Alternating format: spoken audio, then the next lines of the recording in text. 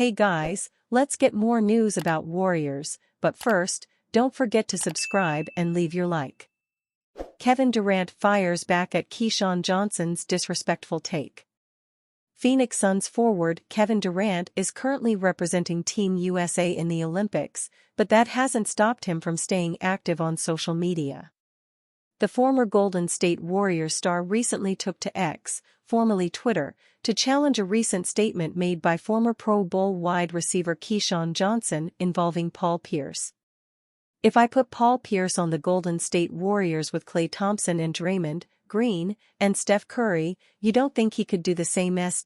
said Johnson in the most recent episode of Undisputed, while discussing Durant and LeBron James' impact against the Serbian national team. The Slim Reaper has faced considerable backlash for his decision to join a stacked Golden State Warriors team back in 2016. Kevin Durant helped the team make it to the NBA Finals in each of his 3 seasons, securing 2 championships and earning the NBA Finals MVP title both times. Durant's response took a jab at Johnson being the number 1 overall pick in the 1996 NFL Draft, stating, "If the Jets would have took Jonathan Ogden, Marvin Harrison, Ray Lewis, or Eddie George number 1, they would have been better off. I hate hypotheticals."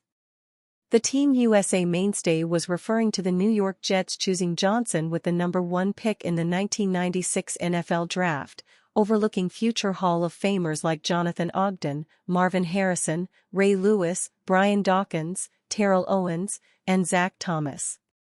Johnson's argument that Pierce could match Durant's impact suggests that the Warriors would have been the same team with Pierce instead of Durant. Prime Paul Pierce would have been a remarkable addition to the Warriors roster.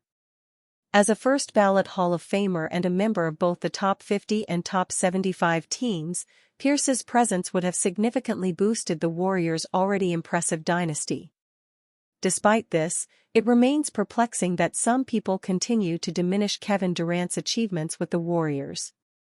If the Jets would have took Jonathan Ogden, Marvin Harrison, Ray Lewis, or Eddie George number 1, they would have been better off. I hate hypotheticals.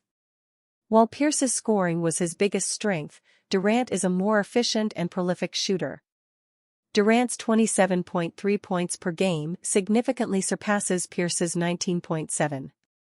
The Warriors would be a worse team with Pierce on it. However, worse doesn't necessarily mean they wouldn't have achieved the same results.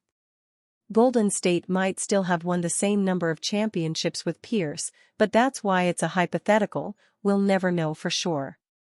Johnson's argument fails to account for how essential KD was to the Warriors by the 2019 playoffs. The team struggled to get past the Clippers and Rockets in the early rounds, and without him, they quickly fell behind 3-1 in the finals against the Kawhi Leonard-led Toronto Raptors. Kevin Durant remains a top 10 player in the NBA.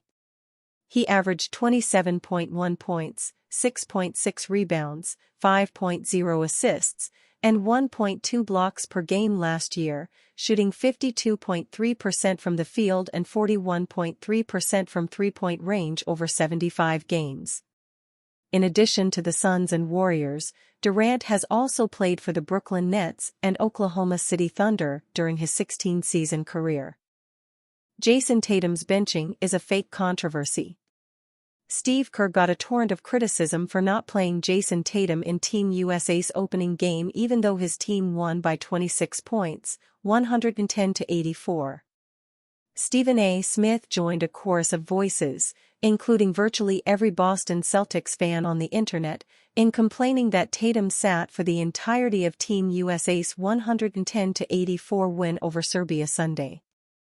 NBA pundits think it was disrespectful not to play a first-team All-NBA forward who just won a championship, while Celtics fans have attributed Kerr's decision alternately to a lack of coaching ability or bias against the Celtics. But Team USA won definitively, while Tatum's replacement, Kevin Durant, was Team USA's best player, scoring 23 points as the team's backup forward. It's hard to criticize Kerr's coaching when Durant took over the game in the first half. Tatum is clearly a great player, but it's not like he was lighting it up in Team USA's exhibition games. He averaged 6.4 points, 3.4 rebounds, and 1.6 assists while playing just under 18 minutes per game. Tatum shot 46.7% from the floor, but he didn't make a single three-pointer. That's after a playoff run when Tatum went 28.3% from three-point range. That's the reason Tatum has found himself the odd man out in these Olympics.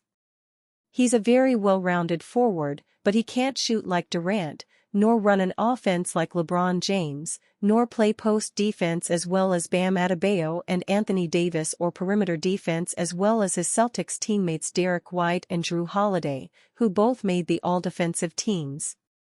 Tatum isn't bad at any of those things, but he's not as good as many of his teammates in very specific roles. While Tatum's skill set is incredibly valuable over an NBA regular season and on a normal team, on a squad of all-stars, he might not be the ideal option. Against a team like Serbia, when Kerr is leaning on three-guard lineups featuring Devin Booker and Anthony Edwards, Tatum is a worse fit than James or Durant. Kerr even said Tatum would play against South Sudan, so the hysterical pundits should tone down their outrage. It's the Olympics, not youth soccer, so no one should expect any player to definitively get minutes, but when Tatum takes the floor, the pseudo-controversy should die down. But all the chatter is simply a sign that fans and media are bored with Team USA's dominance. Should a coach really be under fire after blowing out a really good international team? Serbia was second at the FIBA World Cup in 2023 without Nikola Jokic. Critics may want Kerr to worry about the egos of all 12 of his players, but shouldn't he be worrying about winning a gold medal instead? Curious trade proposal sees Warriors flip 3x champion for 24-year-old big man. The Golden State Warriors' big man depth remains a question mark heading into next season, with Tracy Jackson-Davis entering his second year, Kevin Looney no guarantee to be in the rotation at all, and Quinton Post likely to need some development in the G League after being taken with the 52nd overall pick. Draymond Green is expected to see heavy small ball center minutes as a result, perhaps in the starting lineup as the Warriors trying to open up clear runway for Jonathan Kuminga to have a solidified role. Golden State remain in the hunt for 7-foot forward Lauri Markkanen, who while not a center as such, would form a front-court combination that retains size along with providing much-needed shooting. Whether that eventuates or not, the Warriors could look into another move involving their current center options. Another team with limited big man depth is the New York Knicks after losing Isaiah Hartenstein to the Oklahoma City Thunder in free agency. Mitchell Robinson remains solid but injury-prone, while Precious Achiuwa is still a restricted free agent this offseason. In a recent article looking at 5 potential Knicks trades for a center, David Würzberger of SNY has suggested that they could come together with the Warriors in a deal that would send Looney to the Big Apple and Achiuwa, and draft picks, to the Bay. The Warriors aren't likely to be sellers in this market, but trading with the Knicks could net them extra ammo for pursuing one of their larger targets. Looney is a cleaner fit at the 5 for New York than Achiuwa, and Golden State can utilize both him and the picks going into next season. David Würzberger perhaps New York could do well with Looney's defense, rebounding and passing as a greater complement to their perimeter players, while Golden State could do with Achiuwa's injection of youth and athleticism. The 6 feet 8 inches big man averaged 7.6 points, 6.6 rebounds, and nearly 1 block in 21.9 minutes per game last season with the Knicks and Toronto Raptors. Achiuwa was part of the midseason deal centered around OG Anunoby, RJ Barrett and Emmanuel Quickly. It's a trade that's unlikely to have too big an impact for either team, unless the Warriors can utilize the picks in another bigger move as Würzberger outlined. Otherwise, the difference may be too minimal to give up Looney's veteran experience, along with $8 million salary, which could be important in another more significant deal. And you fan? What do you think of the situation of Lauri Markkanen? Leave your opinion in the comments.